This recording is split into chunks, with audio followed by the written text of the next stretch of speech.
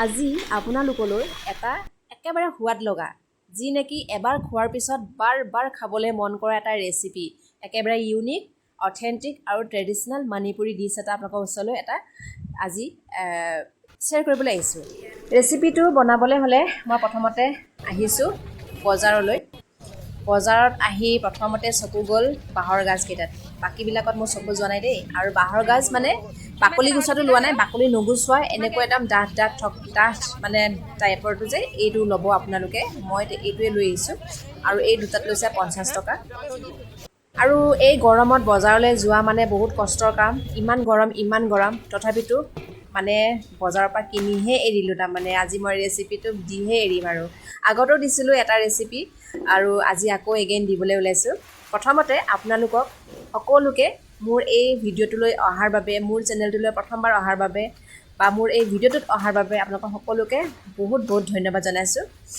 যিসকলে নতুনকৈ আহিছে তেতিয়াহ'লে প্লিজ চেনেলটো ছাবস্ক্ৰাইব কৰি দিব, লগতে লাইক এটা কৰি দিব এই ভিডিঅ'টোত, আৰু এই ভিডিঅ'ৰ শেষত কমেণ্ট কৰি জনাই দিব যে কেনে হৈছে বুলি। প্ৰথমতে ধুনীয়াকৈ বাকলি গুচাই লৈছোঁ। আপোনালোকে কিছুমানে কিন্তু বাকলি গুচাবও নাজানে দেই। এয়া কেনেকৈ বাকলি গুচাব লাগে ধুনীয়াকৈ দেখাই দিছোঁ। বাকলি এনেকৈ ধুনীয়াকৈ গুচাই ল'ব।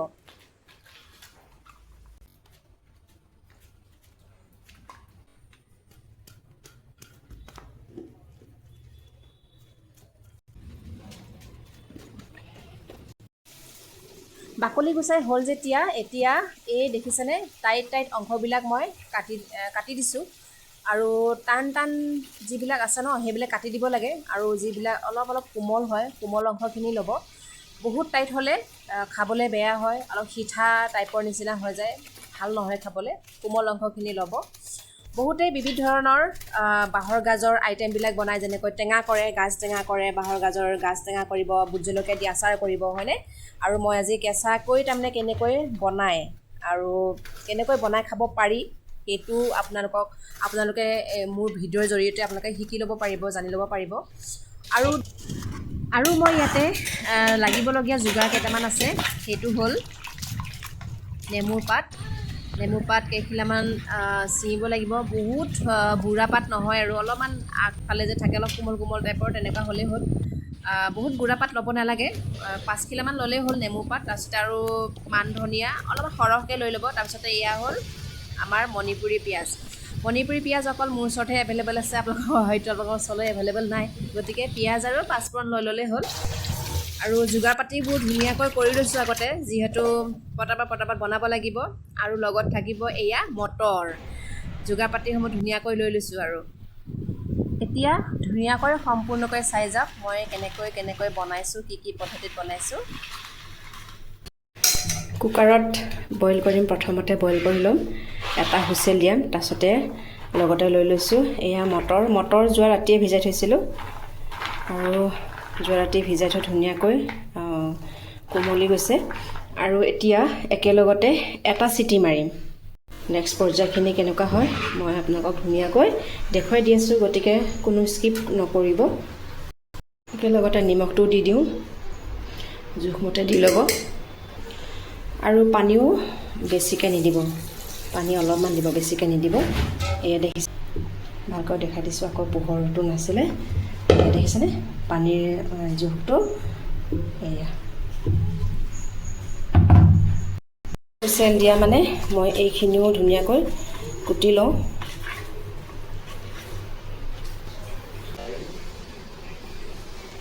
এটা লগতে লৈ লৈছোঁ কেঁচা জলকীয়া 2টা ফালি লৈছোঁ আৰু আদা লৈ লৈছোঁ। আৰু বাকীকেইটা ধুনীয়াকৈ এনেকৈ লৈ লৈছোঁ যাতে সুবিধা হয়, পটাপট দিবলৈ যাতে সুবিধা হয়। গোটেইখিনি যোগাৰ পাতি কৰি ল'লোঁ। চিটি এটা মৰাৰ পিছত এয়া মটৰখিনিৰ বাকলিবিলাক ওলাই গৈছে, কিন্তু বাকলিকেইটাক মানে এক্সট্ৰাকৈ ছেপাৰেট কৰি নুলিয়াওঁ, এনেকৈয়ে বনাম। ইয়াতে এটা কথা কওঁ, আজিৰ মেইন ৰেচিপিটোৰ নাম হৈছে বাঁহৰ গাজৰ খাৰ। বাঁহৰ গাজৰো খাৰ খাব পাৰি। গতিকে আপোনালোকে লাগিছেনে বাৰু, আপোনালোকক অলপমান ইউনিক টাইপৰ যেন লাগিছেনে বাৰু? বাঁহৰ গাজৰ আজি হ'বলৈ গৈ আছে খাৰ। বাঁহৰ গাজ আৰু মটৰ দি এনেকৈ খাৰ খোৱা হয়। গতিকে আপোনালোকে একদম দেৰি নকৰি, পলম নকৰি, এতিয়া এনেও এভেইলেবল পোৱা যায় বাঁহৰ গাজ, পটাপট কিনি আনক আৰু মোৰ দৰে বনাবলৈ আৰম্ভ কৰি দিয়ক। এতিয়া খাৰ বনাম যিহেতু ইয়াতে দি দিছোঁ এচামুচ জোখৰে চৌদা এচামুচ দিছোঁ, মানে চাহৰ চামুচটো যে সেইটো এচামুচ দিব লাগিব। বেছিকৈ দিলে অলপমান তিতা নিচিনা হৈ যায়, আৰু আপোনালোকে কলৰ খাৰ ব্যৱহাৰ কৰিব পাৰে, কোনো কথা নাই। মই ইয়াতে চৌদা ব্যৱহাৰ কৰিছোঁ।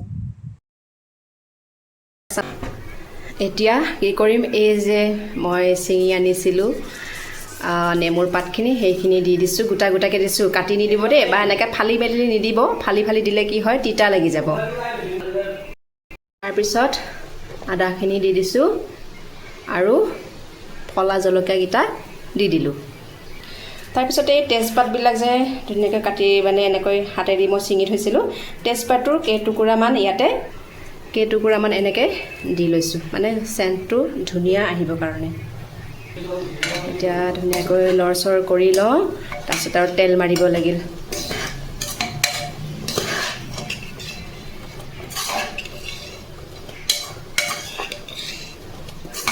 এতিয়া কুকাৰৰ পৰা কেৰাহীখনতে তাৰমানে ট্ৰান্সফাৰ কৰি লৈছোঁ, আৰু লগতে গৰম পানী দি এনেকৈ আকৌ অলপমান টাইম এনেকৈ বইল কৰি লওঁ। আৰু কালাৰবোৰ দেখিছেনে কি ধুনীয়া হৈছে কালাৰটো। কালাৰ দেখিলেই মানে একদম খাওঁ লাগে, নহয় জানো? এয়া কালাৰ, আৰু অলপমান টাইম বইল কৰিলে আৰু হৈ যাব।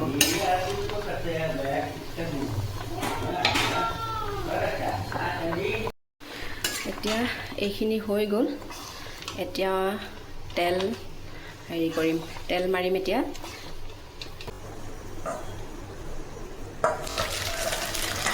ইয়াতে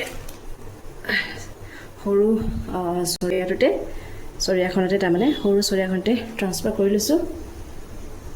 এতিয়া কেৰাহী গৰম হ'ল, তেল দিওঁ। তেলটো মানে কি বেছিকৈ দিব নালাগে, খাৰৰ আঞ্জাত সদায় তেলটো অলপমান কম হ'ব লাগে, আৰু তেল বেছি হ'লে তাৰমানে কি ইমানতে সোৱাদ নুঠে। আগতে কেইটামান মই শুকান জলকীয়া ভাজি ল'ম। শুকান জলকীয়াখিনি তাৰমানে মই আলুৰ লগত সানিম পিছত, সেয়ে তাৰমানে শুকান জলকীয়াখিনি উলিয়াই লৈছোঁ, সানি পেলাই উলিয়াই লৈছোঁ। এতিয়া পাঁচফোৰণ আৰু জিৰা অলপ লৈ তেলত দি দিম। তাৰপিছতে মই যে ছিঙি আনিছিলোঁ মণিপুৰী পিঁয়াজ দিব লাগিব। তেজপাত দিলোঁ, ধুনীয়াকৈ অলপমান ৰঙচুৱা হোৱালৈকে ভাজি থাকিম।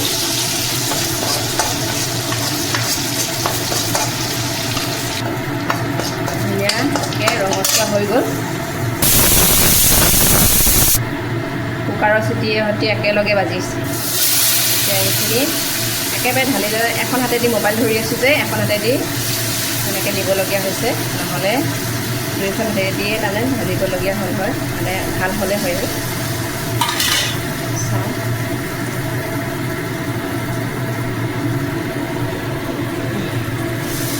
এতিয়া এইখন এনেকৈ ঢালি দিম।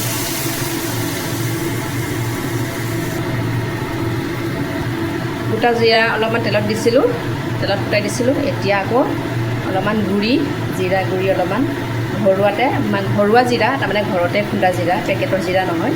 পেকেটৰ জিৰা দিলে সোৱাদটো নুঠে। ঘৰুৱা জিৰা খুন্দি পেলাই এচামুচ দিলোঁ। এতিয়া আৰু খোৱাৰহে কথা, আৰু ইমান ধুনীয়া চেণ্ট ওলাইছে, মানে কি ক'ম আৰু। আপোনালোকে পিঁয়াজেদি কৰিব, মোৰ মণিপুৰী পিঁয়াজ আছে কাৰণে মই মণিপুৰী ষ্টাইলত বনাইছোঁ। মণিপুৰী পিঁয়াজ দিলে মানে কি আৰু মণিপুৰী ষ্টাইল হৈ যায় আৰু আৰু মটৰেদি এনেকৈ বাঁহৰ গাজৰ খাৰ খাই পাইছেনে বাৰু? যদি খাই পোৱা নাই, এইটো ৰেচিপিটো দি দিছোঁ, আপোনালোকে বনাই খাই চাব, আৰু মোক পিছত কমেণ্ট কৰিব বোলে তুমি বনোৱা সঁচাকৈ ৰেচিপিটো বোলে খুব ভাল লাগিল, আৰু বনাই চাইছোঁ বোলে খুব টেষ্টি লাগিল, মানে ক'ব লাগিব আৰু তাৰমানে। গতিকে আপোনালোক সকলোৱে এনেকৈ বনাই খাই চাব, আৰু একেবাৰে সহজ পদ্ধতি, তাতে আকৌ একেবাৰে সহজ পদ্ধতিতে সোৱাদ লগা ৰেচিপি, সোৱাদ লগা খাৰ। চৌদা দিলোঁ কাৰণে খাৰেই হ'ল, নহয় জানো? খাৰ দিলে খাৰ হৈ যায়। গতিকে বাঁহৰ গাজ বাঁহৰ গাজটো বহুত পদ্ধতিত বনাব পাৰি, ভাজি বনাব পাৰি, মাছৰ সৈতে বনাব পাৰি আৰু খৰিচা কৰি ৰাখিব পাৰি, টেঙা কৰি ৰাখিব পাৰি, নহয়নে? আৰু আৰু মণিপুৰী আইটেমত তাৰমানে কি শুকান মাছেদিও সানি পেলাই খায়। আৰু আজি মই মটৰেদি বাঁহৰ গাজৰ খাৰ বনাই আপোনালোকক দেখুৱালোঁ। আৰু আপোনালোকেও এইদৰেই বনাই খাই চাবচোন। এতিয়া মই ভাতকেইটা উলিয়াওঁ, দেৰি হৈছে। ৰেচিপিবিলাক বনাই থাকিলে কি হয়, দেৰি হৈ যায়।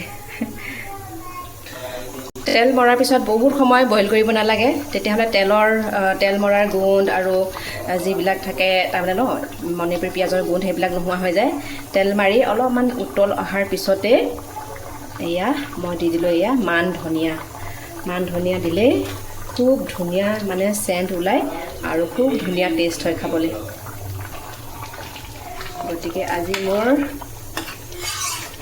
খাৰৰ আঞ্জা, বাঁহৰ গাজৰ খাৰৰ আঞ্জাটো হৈ গ'ল ফাইনেলি। এতিয়া মই ছাৰ্ভ কৰোঁ, ভাত দিওঁগৈ। সকলোৱে ৰখি আছে ভাত খাবলৈ বুলি।